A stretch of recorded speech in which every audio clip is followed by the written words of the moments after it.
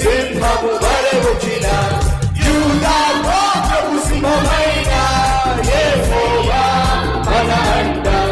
యూదా గోత్రపు సింహమైన యేసయ్యా మన అండ.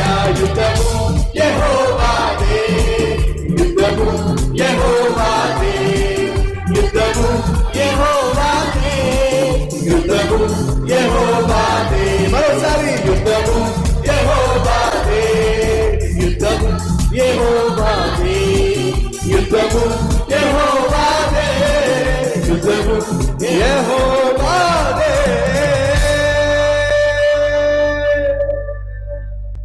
వ్యాధులు మనలను పడదోసిన, బాధలు మనలను కృంగదీసిన, వ్యాధులు మనలను పడదోసిన,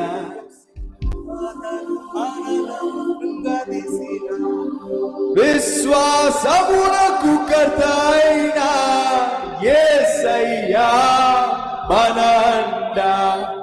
విశ్వాసమునకు యేసయ్యా మన అండ. యుద్ధము యెహోవాదే, యుద్ధము యెహోవాదే, యుద్ధము యెహోవాదే, యుద్ధము యెహోవాదే, యుద్ధము యెహోవాదే అన్న మీరు వారు గట్టిగా చప్పట్లు కొడుతూ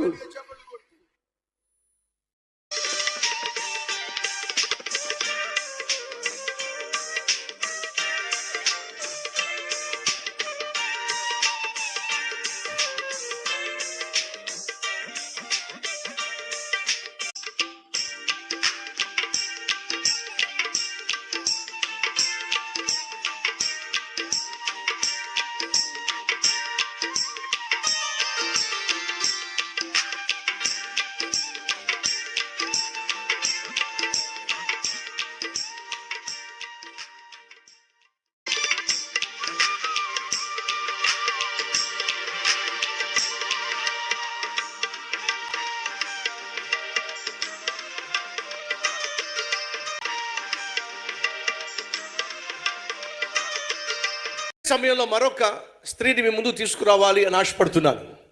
ఆమె పేరు ఏమిటంటే అబీగయలు. అబీగయలు గురించి బైబిల్లో ఒక చక్కని మాట ఉంది, చదివిస్తాను రండి. మొదటి సమూయేలు గ్రంథం 25వ అధ్యాయము 3వ వచనం. మొదటి సమూయేలు 25వ అధ్యాయము 3వ వచనము. అతని పేరు నాబాలు, అతని భార్య పేరు అబీగయలు.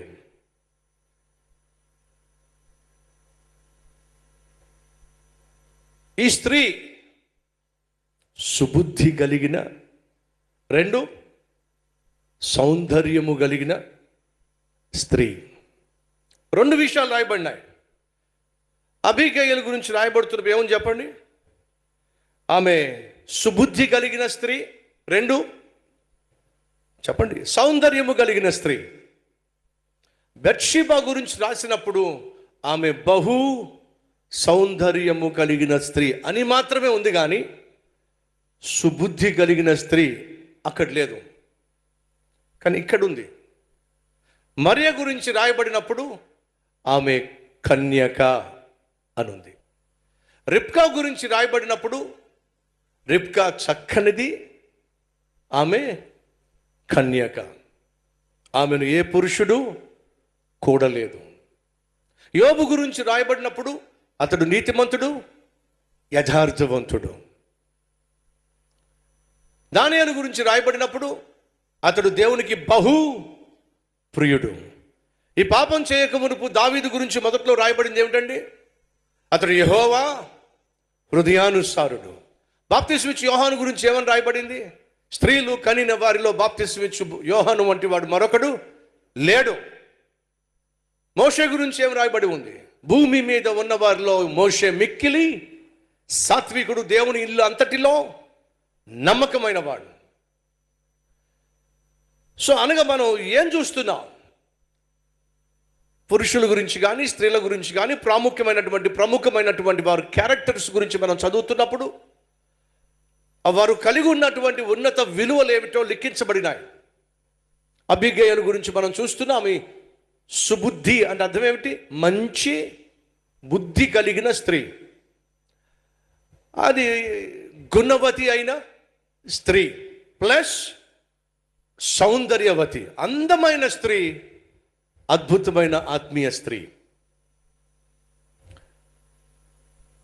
బత్షెబా గురించి చూసినప్పుడు ఆమె క్యారెక్టర్ గురించి లేదు అక్కడ, ఆమె యొక్క వ్యక్తిత్వం గురించి, ఆమె గుణం గురించి మాత్రం లేదు. ఒకటే ఉంది, ఏమిటంటే చెప్పండి ఏమిటో, బహు అందమైన స్త్రీ అని మాత్రమే ఉంది అక్కడ.